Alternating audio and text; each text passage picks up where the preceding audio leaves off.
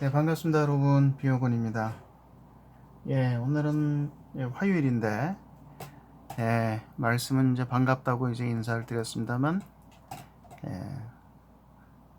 공포의 화요일, 아주 암담한 화요일이 되어버리고 말았습니다. 헬릭 스미스 바이로메드 때문인데요. 저는 이제 지난 그 주말 그리고 어제 월요일까지 그 태풍 때문에 주말과 주초를 완전히 뭐 거의 철야급으로 정신없이 보내고 헌납을 해버렸는데, 그렇게 시간을 흘려버린 사이에 화요일 오늘 주식시장에서 태풍은 잘 대비를 해서 큰 피해 없이 잘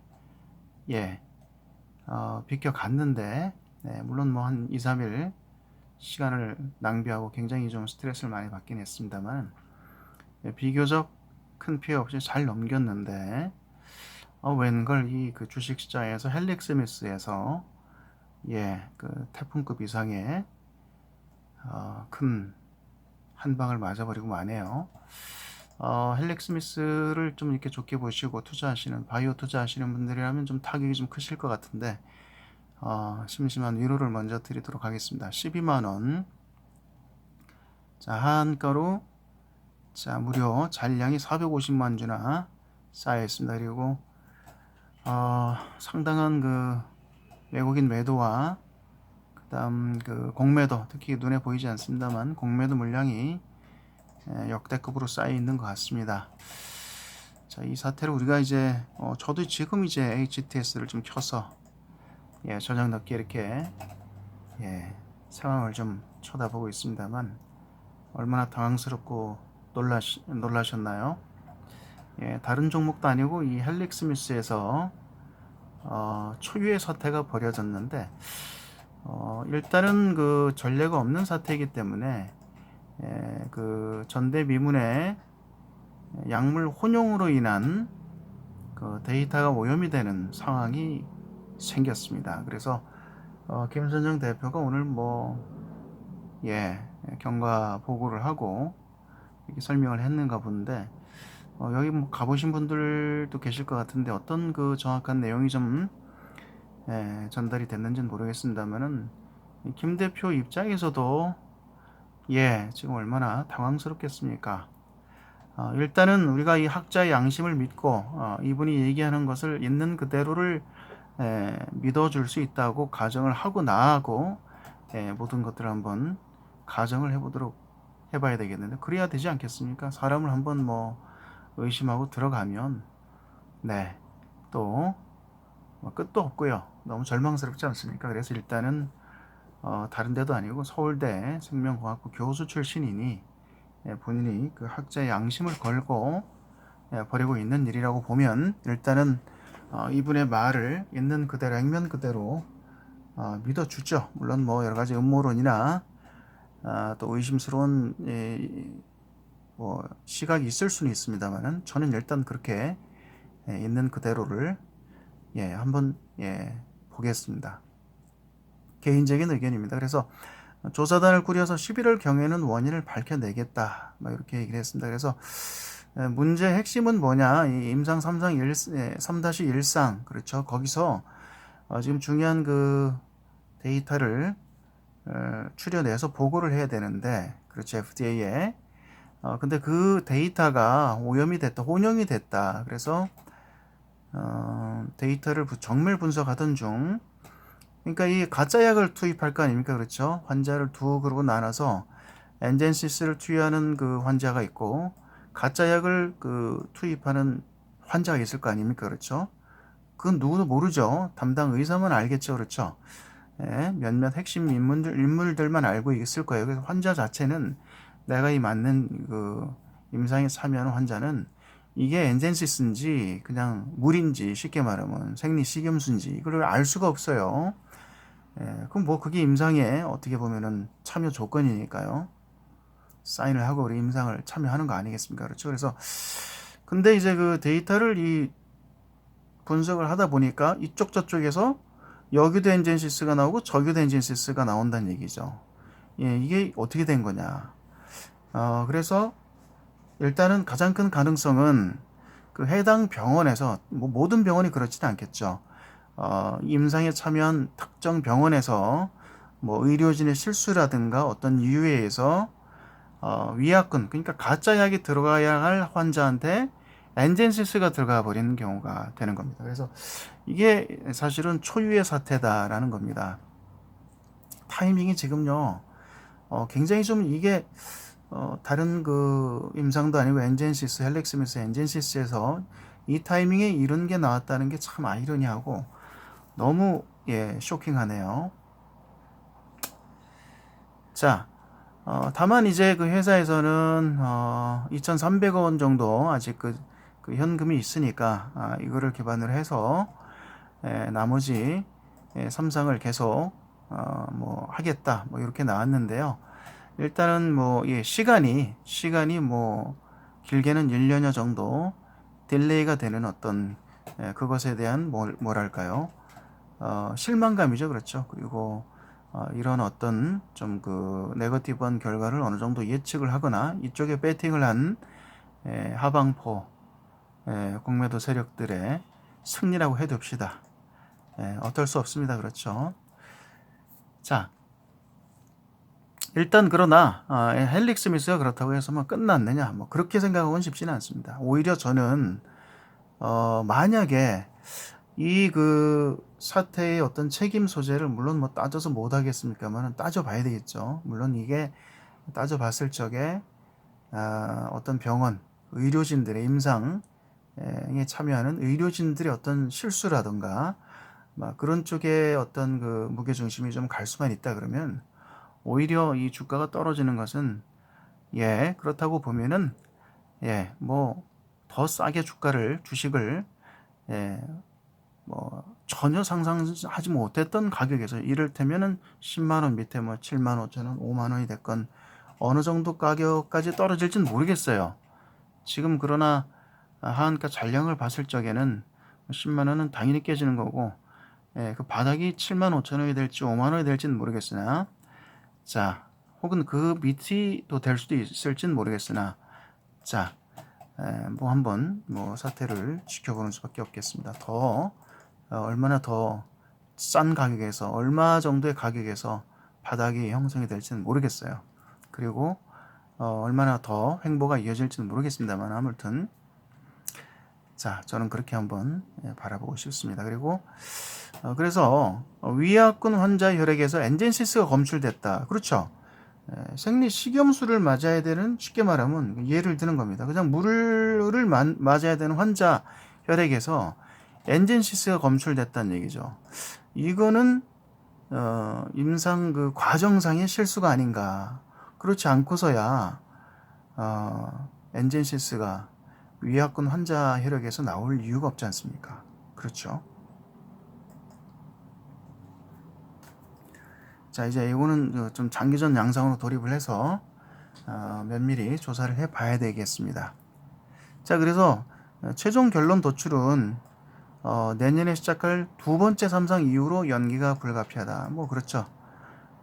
그러면은 한 1년 정도 더 딜레이 된다고 봐야 될 것 같습니다. 그렇죠.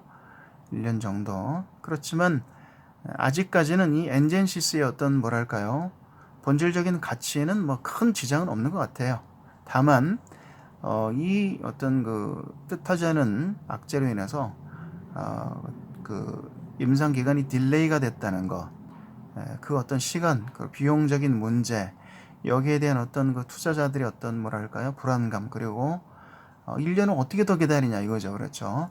거기에 대한 어떤 실망 매물까지, 거기에 공매도까지. 그 시장에는 계속 찌라시가 이제 나돌 겁니다. 그렇죠. 네거티브한 찌라시가 계속 나돌 텐데, 자, 주가가 과연 어디까지 내려갈지 모르겠네요. 그렇다고 우리가 뭐 여기다 몰빵한 건 아니잖아요. 헬릭 스미스에만 그렇잖아요. 물론 헬릭 스미스 자체가 바이오 쪽에서 비중이 크고 저도 그렇습니다. 물려 있어요. 비중이 크고 그렇죠. 바이오 쪽에서는 가장 크죠. 가장 크고 그리고 또 이 전체 시장의 이 어떤 그 파이 혹은 그 향배를 가늠하는 그 역할로서도 헬릭 스미스가 비중이 굉장히 큰데 일단은 굉장히 약자가 터져버렸기 때문에 어떻게 하겠습니까? 그렇죠. 이게 바이오 어떤 벤처의 리스크라고밖에 볼 수 없겠습니다. 자, 그러나 이 와중에서도 우리가 좀 그 희망적인 그 어떤 부면을 한번 애써, 물론 그 오늘 뭐 하한가 잔량을 봤을 적에는 뭐 이번 주 내내 하한가가 떨어진다 그래도 이상할 게 없어요. 오늘 화요일인데 앞으로 뭐 2, 3일 혹은 3, 4일 이상 이번 주 내내 하한가가 떨어진다 그래도 할 말은 없습니다만은, 다만 이 와중에도 어떤 이 엔젠시스의 어떤 유효성과 관련해서는 보시겠습니다. 여기 보면은 일단은 그 가장 그 두 가지로 볼 수 있겠죠. 그렇죠. 삼상에서 판단하는 거는 이게 약이 도대체 그 가치가 있느냐. 그러니까 이 약이 지향하고자 하는 어떤 그 가치가 뭐 통증 감소든, 그렇죠.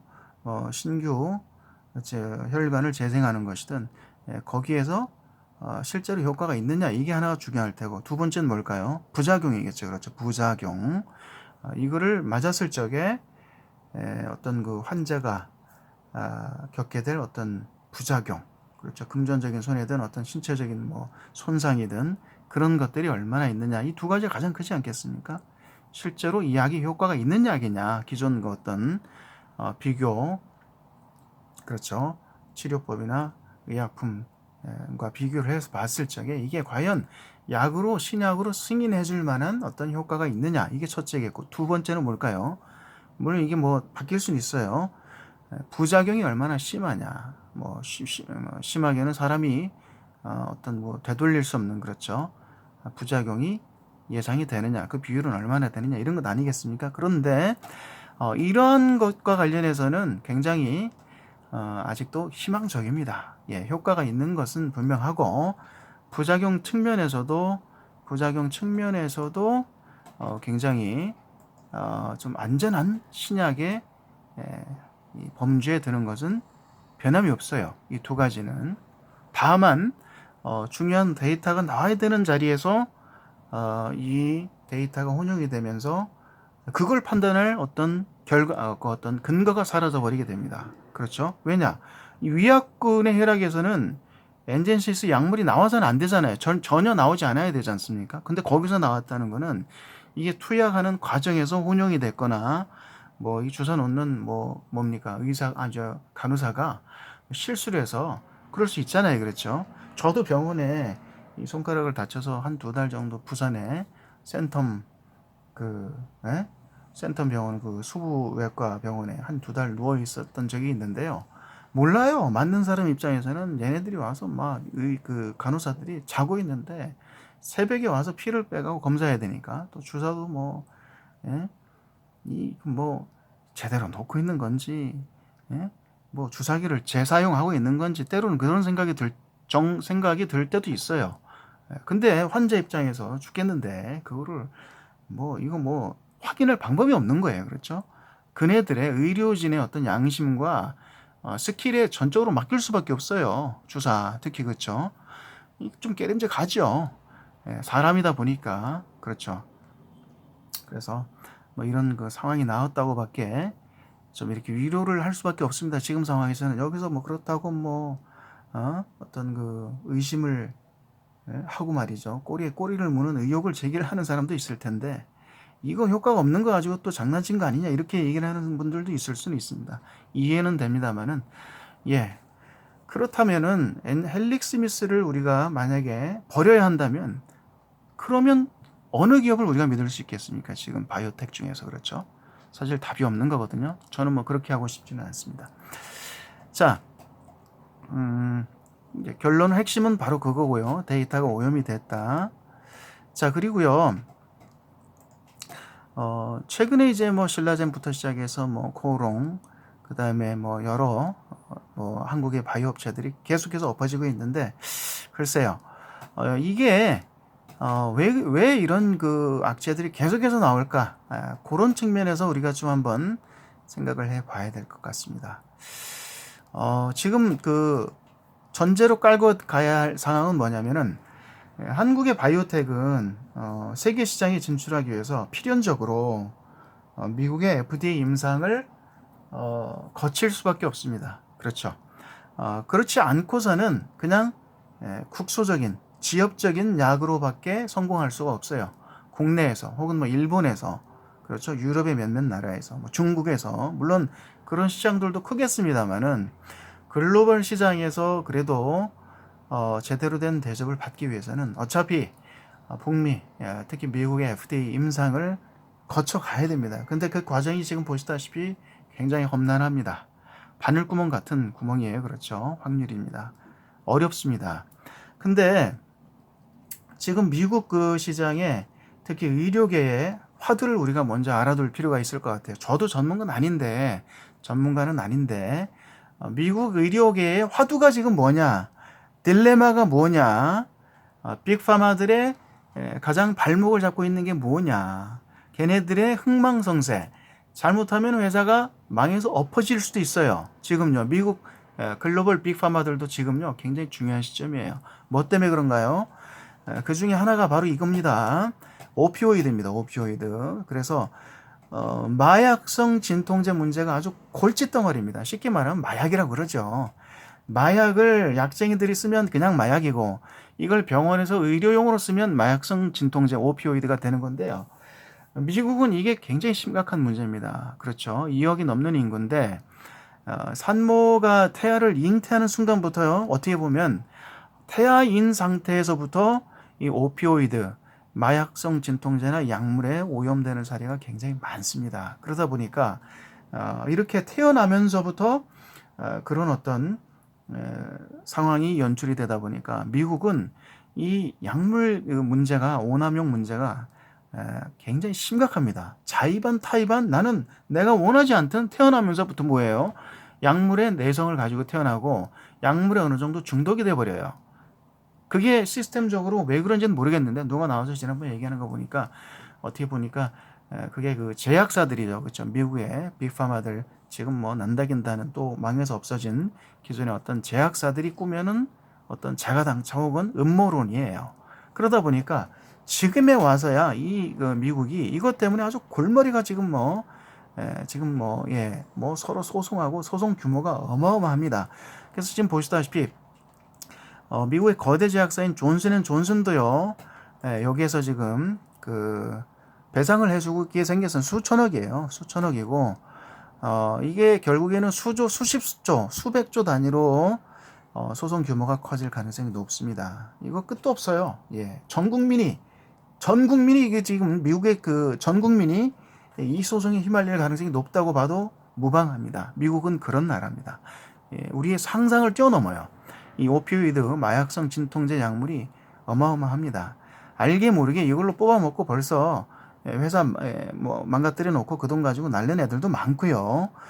그 다음에 뭐 이런 회사들은 뒤늦게 지금 소송에 휘말려 가지고 엄청나게 토해내야 됩니다. 예. 그 규모가 도대체 얼마가 될지는 몰라요. 수십조가 될지 수백조가 될지 그 이상이 될지는. 아무튼 미국 정책 당국에서는 이 문제를 지금 예의주시하다가 이제 칼을 꺼내 들었어요. 그리고 미국에서 오피오이드를 몰아내려고 하고 있습니다. 그렇겠죠. 여기에 비용이 너무 지금 많이 지출이 되고 있고 문제가 너무 심각하고요. 그리고 청소년들이 이쪽으로 너무 많이 몰리고 있고 그러다 보니까 미국에서는 어때요? 캐나다 같은데 이런 데서는 일부 주에서는 대마초 같은 거를 이제 풀어줍니다. 대마를 그렇죠. 풀었죠. 그렇죠. 몇몇 주에서는 다 연관이 돼 있는 거예요. 이 약물 문제가 미국에. 자, 이게 미국 의료시장의 대전제입니다.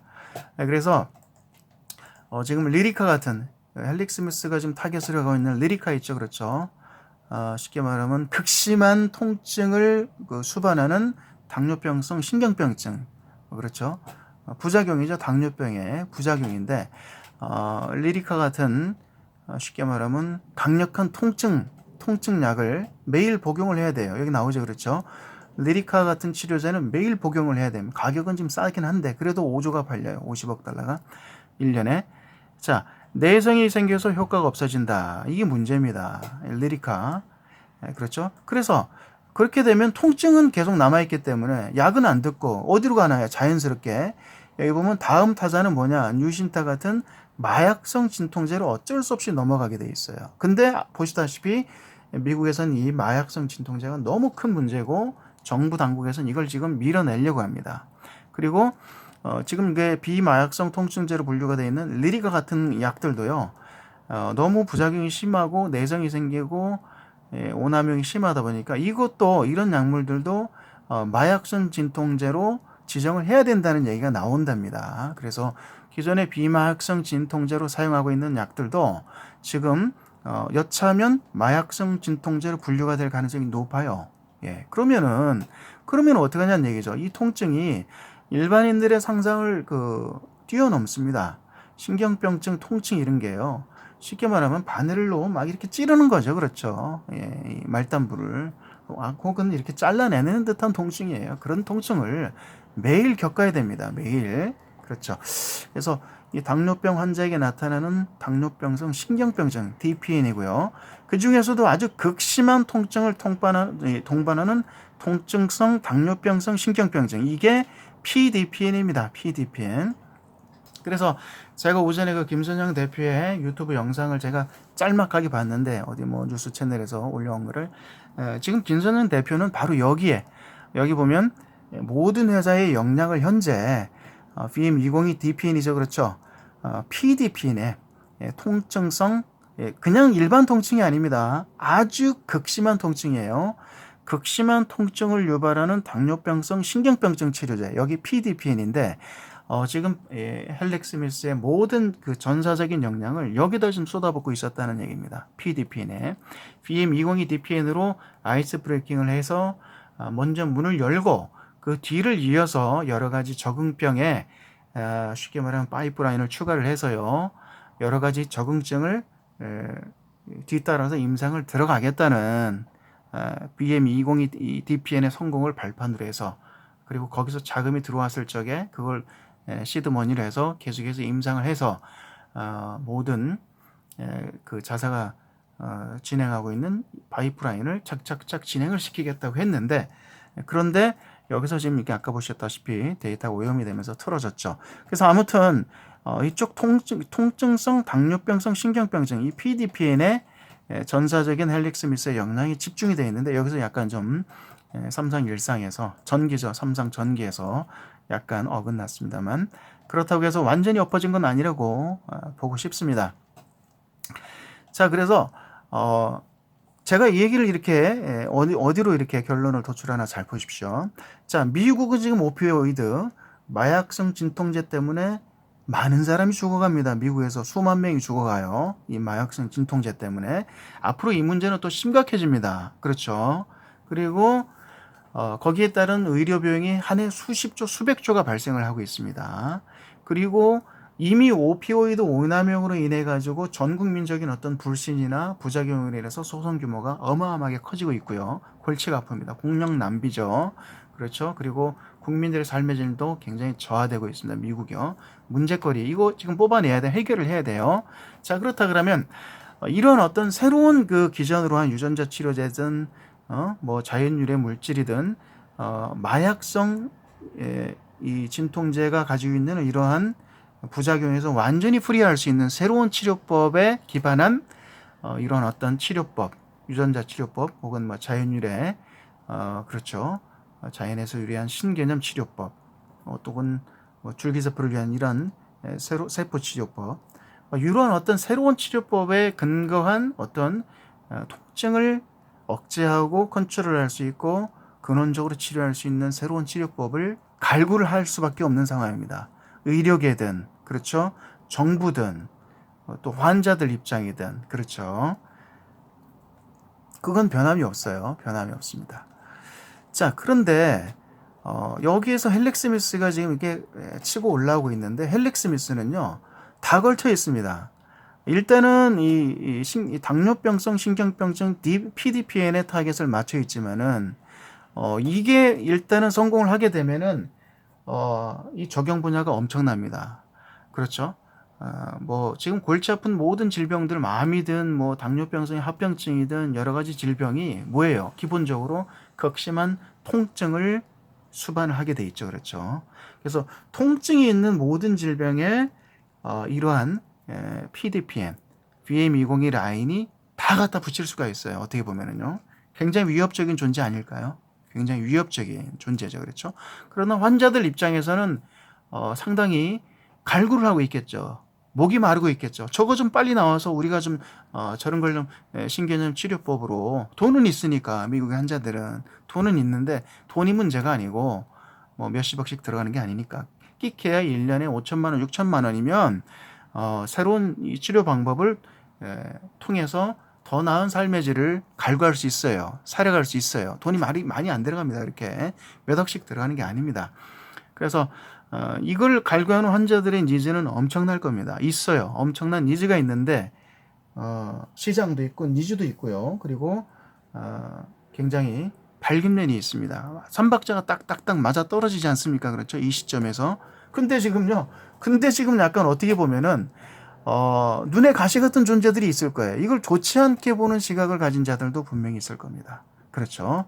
기존의 시장을 선점하고 있는 빅파마라든가 기득권 세력들 입장에서는 이게 그렇게 좋게만은 안 보일 게 분명합니다. 좀 속단 말로 좀 고깝게 보이겠죠. 그렇죠? 눈에 가시처럼 보일 가능성이 높아요. 이 헬릭스 밀스의 파이프라인 뿐만 아니라 한국의 신기술로 무장한 신약 후보 물질들이 굉장히 위협적으로 보이면서 저걸 좀 어떻게 딜레이를 좀 시키고 싶은 생각이 분명히 있을 겁니다. 그렇죠.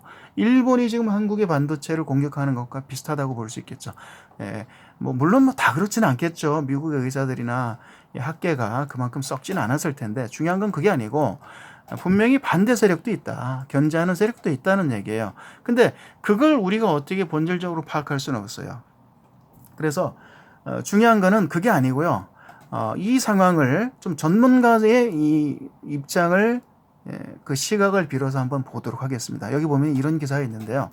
자, 오서구 대표라는 사람이 있습니다. 이 사람이 이제 한국의 제약 바이오들이 계속 엎어져요. 뭐 임상도 엎어지겠지만 CGMP에서도 굉장히 태클을 많이 걸리고 엎어지기 때문에 그 문제에 대해서 좀 본질을 올바로 이해하라고 이렇게 뉴스 인터뷰 기사에서 2018년 5월에 인터뷰를 실어놨는데 이분은 전문가니까요. 국제통이니까 이분은 이렇게 얘기를 합니다. 이 문제를 이미 1년여 전에 이렇게 풀어놨습니다. 제가 그 내용을 좀 이렇게 간략하게 소개를 해드리자면은 자, 그 서양 특히 미국의 제약 바이오 산업은 이게 우리 그 한국 사람들이 간과하는 부분이 있다 이겁니다. 쉽게 말하면은 미국의 어떤 임상 그 시스템이라든가 그다음에 CGMP 의약품을 생산하는 그 일단 FDA에서 허가를 받으면 그게 다 끝난 게 아니죠. 그렇죠? CGMP 또 허가를 받아야 되잖아요. 허가된 시설에서 그러니까 미국 정책 당국의 어떤 기준을 충족하는 시설에서 아주 균일한 품질의 의약품을 생산하는 그 인증을 또 받아야 돼요. 그건 또 별개 문제입니다. 굉장히 어렵습니다. 이게 그 달성하는 게. 그러니까 한국의 그 제약 바이오 업체들이 FDA 임상에서 엎어지고 통과를 하더라도 또 하나 관문이 남는데 그건 바로 CGMP. 그렇죠? 의약품을 생산하는 그 생산 과정에서 미국인들한테 계속 당한다는 얘기예요. 그네들의 어떤 시스템에 못 맞춰준다는 얘기입니다. 못 맞춰준다. 그럼 그게 도대체 이유가 뭐냐? 왜 한국 사람들과 미국 사람들의 그러면 시각차는 도대체 뭐냐? 한국 사람들은요, 한국의 제약 바이오들은 뭘 보느냐? 여기 보면 CGMP의 95%를 테크니컬 이슈로 본다. 테크니컬 이슈. 그러니까 기술적인 문제로만 보는 거예요. 기술적인 문제만. 어떤 수치적인 문제. 그렇죠? 뭐 기계 사이의 스페이스가 어떻고 뭐 여기 나오네. 그렇죠? 모든 어떤 이 시스템을 한국의 그 제약 바이오 업체들이 테크니컬 이슈로만 본다. 기술적인 문제로만 봐. 우리가 기술적인 측면에서 약간 실수한 게 있지 않느냐. 그래서 그쪽에 너무 집중을 하다 보니까 정작 중요한 걸 놓친다 이겁니다. 정작 중요한 걸 놓친다. 그래서 이분은 뭐라 그러냐면은 이 실제적으로 테크니컬 이슈는 30-40%밖에 안 된다는 얘기입니다. 30-40%밖에. 그러면 본질적인 문제는 뭐냐? 이거는 조직 구조의 문제라는 얘기입니다. 조직 구조에. 그렇죠. 여기에 핵심이 있는 것 같아요. 그래서 제가 언제도 한번 말씀을 드렸습니다만은 한국의 제약 바이오 업체들이 그나마 실패 확률을 좀 줄이기 위해서는 이걸 보완을 해야 됩니다. 한국의 업체들은 기술적인 문제에 있어서는요, 굉장히 올라와 있습니다. 우리가 모르지만은 기술적 바이오텍에서도 기술적인 문제는 이미 충족을 하고도 남아요. 근데 본질적으로 계속 태클이 걸리는 거는 뭐예요? 이겁니다. 바로 구조적인 문제, 조직의 구조적인 문제다. 그래서 이 어떤 조직 체계를 국제 기준에 맞게 서양인들의 눈높이에 맞게 끌어올려야 된다는 얘기입니다. 현대차가 지금 그거 잘하고 있죠. 그렇죠. 물론 뭐 디자인적인 측면이긴 합니다. 조직 구조가 바뀌고 있잖아요. 글로벌 기업 식으로. 쉽게 말하면 애플이 왜 성공을 했습니까, 여러분? 왜 히트를 전 세계 가장 가치 있는 기업이 왜 됐죠, 여러분? 애플이요. 혁신인데 그 혁신의 이면에는 뭐가 있나요? 디자인이 있죠. 디자인 철학이 있지 않습니까? 그렇죠. 디자인 부서를 CEO도 간섭 못하는 독립적인 부서로 격상을 시켰죠. 그리고 디자인에서는 스티브 잡스도 테이크를 못 걸어요. 쉽게 말하면 왜냐? 고객이 원하는 디자인을 만드는 것은 디자인 파트가 할 일이지 그 디자인을 CEO라고 그래서 이래라 저래라 못한다는 얘기입니다. 그렇죠? 그래서 이 구조적인 문제를 우리가 뛰어넘지 못한다 그러면 이런 현상은 작금의 이런 바이오텍에서 엎어지는 문제들은 계속 나올 것 같습니다. 그래서 그 제넥신 쪽에서는 제넥신은 홈페이지를 들어가 보면 이런 측면에서는 잘 나오고 있는 것 같아요. 이제 제넥신이 하나 남긴 하나 했는데 제넥신은 좀 이런 문제가 안 터졌으면 좋겠네요. 바이로메드 제넥신, 헬릭스미스 제넥신인데요. 자, 헬릭스미스는 뜻하지 않게 그 데이터 오염 문제로 인해서 지금 악재가 터졌습니다만은 헬릭스미스와 제넥신이 이런 그 서양인들의 눈높이에 맞출 수 있는 구조적인 측면도 잘 보완을 해가지고 이 난관을 잘 헤쳐나갔으면 좋겠습니다. 네, 완제품 혹은 완제 비즈니스로 어떻게 미국을 뚫을 것인가, 이것은 굉장히 좀 어려운 문제이긴 합니다. 그러나 해낼 수 있으리라고 봅니다. 능히요. 한국 사람들이 기술적인 측면은 이미 완성이 돼 있어요. 히딩크가 왔을 적에 한국 애들 기술은 좋아. 왼발 오른발 다 써요. 그렇죠? 근데 조직 구조가 문제야. 왜 선배한테 축구하는데 선배가 어디 있고 후배가 어디 있어요. 반말하라 그랬잖아요. 그래서 그렇죠. 결국엔 그래서 4강 간 건데 아무튼 한국이 지금 헬릭스미스 문제에서 바이오 쪽에서 약점을 노출했습니다. 오히려 잘된 걸로 수도 있어요. 이렇게 약점을 노출한 것은요. 보완을 해가지고 아직 끝나지 않았습니다. 헬릭스미스도 그렇고 제넥신도 그렇고 여타 한국의 바이오텍들도요. 할 수 있다고 봅니다. 너무 부정적인 에너지 휩싸이지 마시고 응원하는 입장에서 물론 주가는 앞으로 조금 더 떨어질 겁니다. 어떻게 될지 한번 이번 주 계속 지켜보겠습니다. 비오건이었습니다. 고맙습니다.